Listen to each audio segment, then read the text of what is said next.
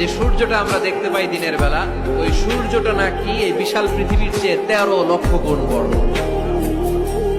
চিন্তা করতে পারেন? খালি তো মাথা নাড়াইতেছে। আসলে কি আমরা চিন্তা করতে পারি? 13 লক্ষটা পৃথিবী সূর্যের মধ্যে রেখে দেওয়ার জায়গা করে দিয়েছে কে? 9,30,00,000 মাইল দূরে সূর্য 8 মিনিট 18 সেকেন্ড সময় নিয়ে নেয় আলো পৌঁছাতে। এত বিশাল সূর্য। তার মানে কি সূর্যটাই সবচেয়ে বড়? এর চেয়ে অনেক বড় বড় তারা আছে।